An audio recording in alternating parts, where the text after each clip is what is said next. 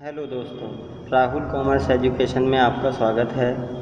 एक नई वीडियो के साथ नए शीर्षक के साथ वीडियो की शुरुआत करते हैं। कंपनी के प्रमुख प्रलेखों का वर्णन करो। Explain the main document of a company. Company के प्रमुख प्रलेख, main document of a company. Company के प्रमुख प्रलेख जिनके आधार पर कंपनी की प्रारंभिक क्रियाओं का नियोजन एवं संचालन किया जाता है, प्रमुख प्रलेख कहलाते हैं। Main documents is called which is helpful to complete the planning and operation of a company. जो कंपनी के निर्माण एवं संचालन में महत्वपूर्ण भूमिका निभाते हैं वे निम्नलिखित हैं। The main document of a company which is helpful to start a new company. It is helpful in planning and operating the business are under progress. First of all, पार्षद सीमा नियम, मेमोरेंडम ऑफ एसोसिएशन। यह company का अत्यंत महत्वपूर्ण वैधानिक प्रलेख कहा जाता है। इसे कंपनी के चार्टर के नाम से भी जाना जाता है। इसमें कंपनी का नाम, उसके पंजीयन कार्यालय का नाम, कंपनी के उद्देश्य, कंपनी के दायित्व तथा पूंजी का उल्लेख रहता है। इसके अंत में सभी प्रवर्तकों के हस्ताक्षर होते हैं। पार्षद सीमा नियम में कंपनी के अधिकार क्षेत्र तथा दायित्वों का उल्लेख किया जाता है। प्रत्येक कंपनी को अपने पार्षद सीमा नियम के अंतर्गत ही कार्य करने होते हैं। तो पार्षद सीमा नियम कंपनी का एक महत्वपूर्ण प्रलेख है। इसे कंपनी के चार्टर के नाम से भी जाना जाता है। इसमें कंपनी का नाम, इसका पंजीयन कार्यालय का नाम, कंपनी के उद्देश्य, दायित्व एवं पूंजी का उल्लेख होता है। सभी प्रवर्तक इस पर अपने हस्ताक्षर करते हैं तथा इससे बाहर कंपनी कोई भी कार्य नहीं कर सकती है। It is the main document of a company. It is called the charter of a company, the name of a company, office of registration, objects of company, liabilities and capital of a company is declared in it. All the promoters have to sign on it in the end. This document tells us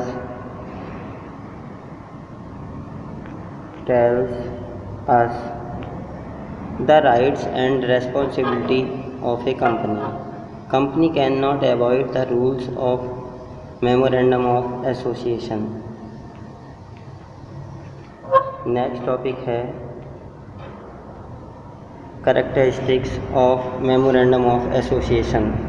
पार्षद सीमा नियम की विशेषताएं। First of all, यह company का एक प्रमुख प्रलेख है। It is the main document of a company. इसे कंपनी के चार्टर के नाम से भी जाना जाता है। It is called the charter of a company. इसमें कंपनी के अधिकारों, क्षेत्र एवं दायित्व का उल्लेख किया जाता है। It shows the rights, scope and responsibility of a company. किसी भी कंपनी पार्षद सीमा नियम का उल्लंघन नहीं किया जा सकता। कोई भी कंपनी पार्षद सीमा नियम का उल्लंघन नहीं कर सकती है। None can avoid the rules of memorandum of association. Last है, इसके अंत में सभी प्रवर्तकों के हस्ताक्षर होना अनिवार्य है। All the promoters have to sign on it at its end. इसके अंत में सभी प्रवर्तकों के हस्ताक्षर इन पर किए जाते हैं। नेक्स्ट टॉपिक है पार्षद अंतर्नियम। इसे कंपनी का सहायक प्रलेख कहते हैं। इसमें कंपनी द्वारा निर्धारित नियमों, उपनियमों का उल्लेख किया जाता है।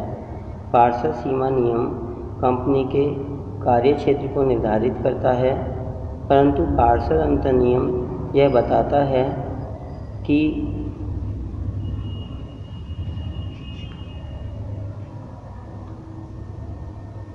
नियमों के भीतर कौन सा कार्य कैसे किया जाना है। इसका मतलब नियमों का प्रयोग करते हुए, नियमों को मानते हुए, नियमों का अनुसरण करते हुए कौन सा कार्य कैसे किया जाना है, यह हमें पार्षद अंत नियम बताता है। अंशधारियों ऋण पत्रधारियों के क्या अधिकार हैं आदि का ज्ञान भी यह प्रलेख हमें कराता है।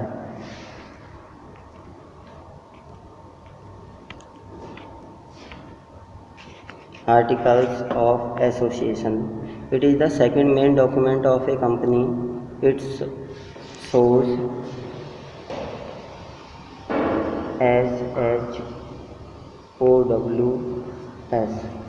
shows the rules and regulation of Memorandum of Association. This document tells us how is the work done according the limitation of Memorandum of Association. It tells us the rights of shareholder and debenture holder in a company. Next topic है विशेषताएं, characteristics. First of all, यह company का एक सहायक प्रलेख है। It is the subsidiary document of a company. इसमें company के नियमों तथा उपनियमों का उल्लेख किया जाता है। In this document rules and regulation are declared. यह प्रलेख बताता है कि कार्य को कैसे किया जाए। This document tells us how the work is done.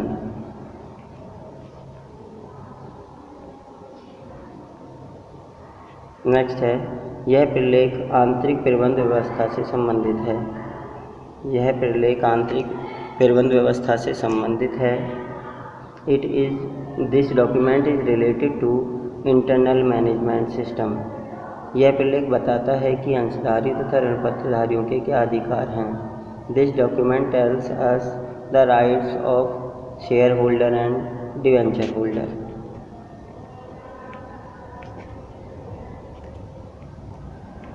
Next topic है क्रय विवरण, प्रोस्पेक्टस। कंपनी का पंजीयन हो जाने पर व्यवसाय को संचालित करने के लिए धन की आवश्यकता होती है, जो जनता में विज्ञापन द्वारा अंशों ऋण पत्रों को आवंटन करके प्राप्त किया जाता है। जनता को आमंत्रित करने के लिए तैयार किया जाने वाला लिखित प्रपत्र क्रय विवरण कहलाता है। After the registration of a company, it requires capital to operate the company. The document which is helpful in receiving the required capital and additional capital is called prospectus. It is called the mirror of a company. It is also called information letter, invitation letter, statement, etc.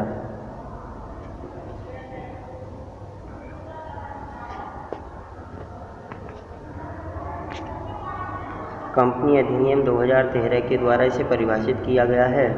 Company अधिनियम 2013 की धारा 2 under section 70 के अनुसार क्रय विवरण से आवश्यक ऐसे विवरण पत्र, सूचना पत्र, विज्ञापन या निमंत्रण पत्र से है जिसके द्वारा किसी कंपनी की प्रतिभूति के क्रय करने के लिए जनता को आमंत्रित किया जाता है। According Indian company act 2013 section 2 under section 70, prospectus is a statement. It is like an advertisement, information letter, invitation letter. It invites the investor to invest their capital. Next topic है कैरेक्टरिस्टिक्स। कैरेक्टरिस्टिक्स यह आवश्यक पूंजी प्राप्ति का एक माध्यम है। It is the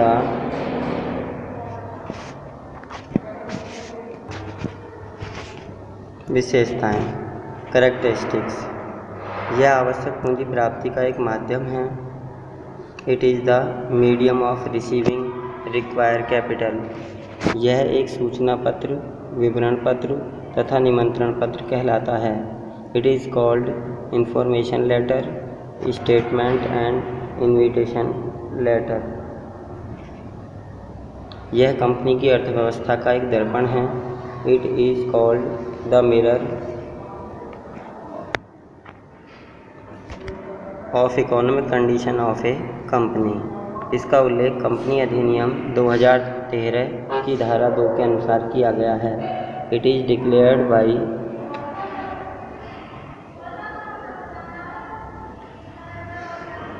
Indian company act 2013 section 2। इस प्रपत्र का लिखित होना अनिवार्य है। It must be in written form. दोस्तों, इस प्रकार हमने कंपनी के इन सभी प्रलेखों के बारे में पढ़ा और समझा, जिनके आधार पर कंपनी की स्थापना की जाती है तथा उनका संचालन कुशलतापूर्वक किया जाता है। यदि आपको यह वीडियो अच्छी लगी हो तो ऐसी वीडियो आगे देखने के लिए चैनल को सब्सक्राइब करें, वीडियो को लाइक करें तथा ज़्यादा से ज़्यादा अपने दोस्तों में शेयर करें। धन्यवाद।